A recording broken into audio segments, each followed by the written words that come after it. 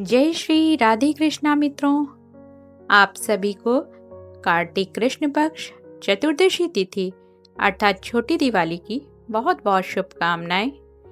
कार्तिक कृष्ण पक्ष चतुर्दशी तिथि को नरक चतुर्दशी का पर्व मनाया जाता है। इसे रूप चतुर्दशी भी कहते हैं। आज के दिन नरक से मुक्ति पाने के लिए प्रातःकाल उपटन आदि लगा करके स्नान किया जाता है। उपटन जो कि आटा, तेल, हल्दी आदि मिलाकर के घर पर तैयार किया जाता है। शाम के समय यमराज के लिए दीपदान किया जाता है। कहा जाता है कि चतुर्दशी तिथि को ही भगवान श्री कृष्ण जी ने नरकासुर नामक दैत्य का संहार किया था। तो बोलिए जय श्री कृष्ण भगवान की, बोलिए भगवान श्री हरि विष्णु की जय। इसी के संदर्भ में मैं आपको एक प्राचीन कथा सुनाती हूँ।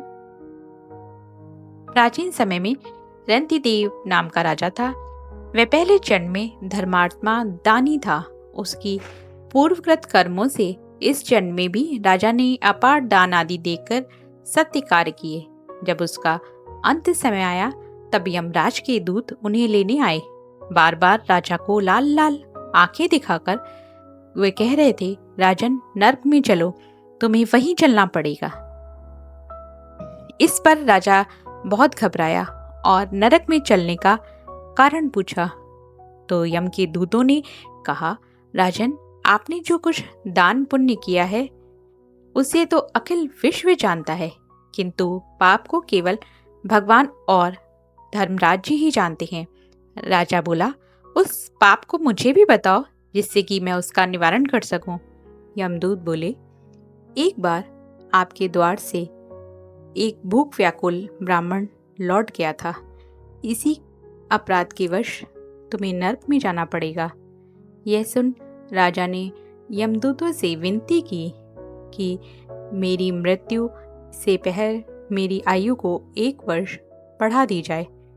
इस विषय को दूतों ने बिना सोच विचार किए ही स्वीकार कर लिया और राजा की आयु 1 वर्ष बढ़ा दी गई। यमदूत चले गए।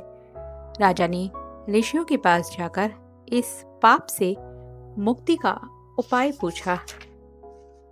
तब ऋषियों ने बतलाया कि हे राजन, तुम कार्तिक कृष्ण पक्ष चतुर्दशी तिथि को व्रत रखकर भगवान श्री कृष्ण का पूजन करना, ब्राह्मणों को भोजन कराना तथा दान देकर सब अपराध सुना करके उनसे क्षमा याचना करना, तब तुम पाप मुक्त हो जाओगे।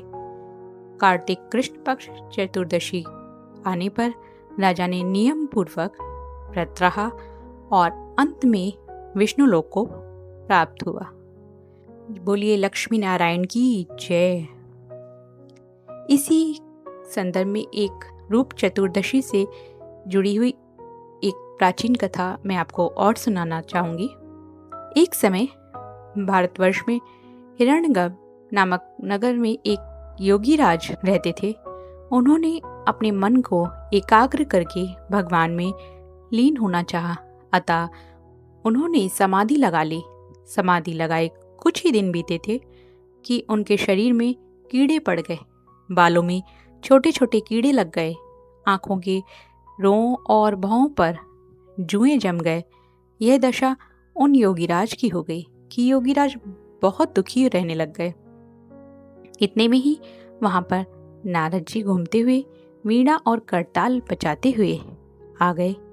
तब योगीराज बोले, हे भगवान, मैं भगवान के चिंतन में लीन होना चाहता था, परंतु मेरी यह दशा हो गई।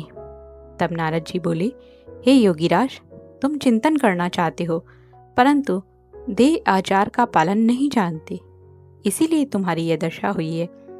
तब योगीराज ने नारद जी से देह आचार के विषय में पूछा। इस पर नारद जी बोले, देह आचार से अब तुम्हें कोई लाभ नहीं है। पहले तुम्हें मैं जो बताता हूँ उसे करना, फिर देह आचार के बारे में बताऊंगा।